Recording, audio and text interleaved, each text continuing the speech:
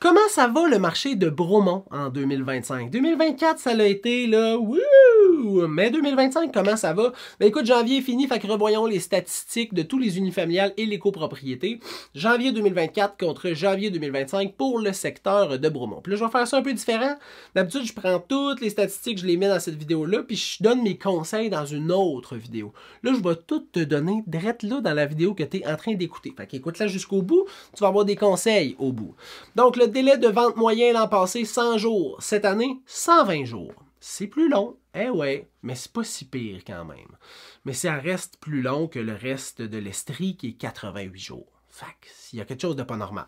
Au niveau du nombre d'inscriptions en vigueur, 188 l'an passé, 239 cette année. Donc, il y a une accumulation des propriétés sur le marché et de nouvelles mises en marché qui se mettent sur Centris.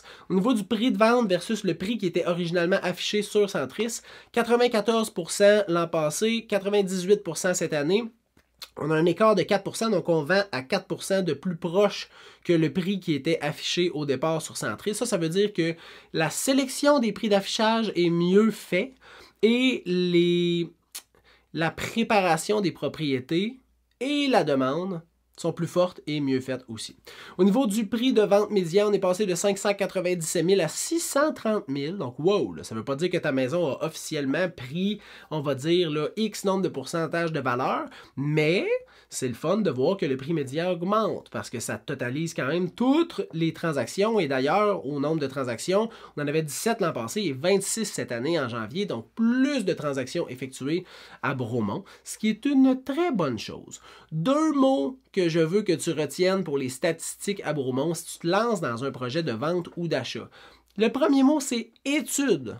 Comme dans étudie le marché avant de mettre ta maison sur le marché ou avant de faire une offre d'achat. Est-ce que la propriété que tu regardes, si tu es un acheteur, ça fait 120 jours qu'elle est sur le marché, 90 jours qu'elle est sur le marché, 240 jours qu'elle est sur le marché? Est-ce qu'il y a des soucis dans la déclaration du vendeur? C'est quoi les comparables dans le secteur? C'est quoi les maisons très similaires qui se sont vendues dans les derniers mois? Puis avec ça, tu vas être capable de te faire une tête à savoir qu'est-ce que tu fais puis comment tu te diriges. L'autre côté, si tu es un vendeur, étudie la même chose. Parce que l'acheteur va regarder ces points-là avant de déposer un offre. Fait que sois prêt. Et des points de repère, des points de réflexion qui sont tangibles.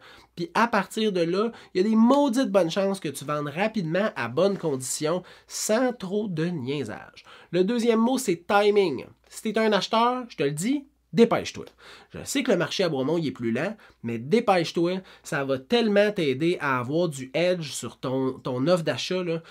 Puis tu risques de ne pas passer à côté d'une propriété qui t'intéresse, puis que là, tu fais « Ouais, là, en fin de semaine, je peux peut-être pas, ça serait pas idéal, je vais attendre la fin de semaine prochaine. » Elle sera peut-être plus là, la maison idéale pour toi à la fin de semaine prochaine. Fait que dépêche-toi. Puis si tu es un vendeur, regarde c'est quand la meilleure journée de la semaine pour mettre ta propriété en vente, pour laisser les gens de l'extérieur venir visiter ta maison. C'est quand tu vas faire la visite libre, comment ça va être préparé, à quel moment de la journée. Tout ça, c'est des petits timings qui peuvent faire la différence pour toi. Si tu as des questions, tu peux m'écrire au info@serviceimmobilier.ca. Je te souhaite une bonne fin de journée. Bye bye.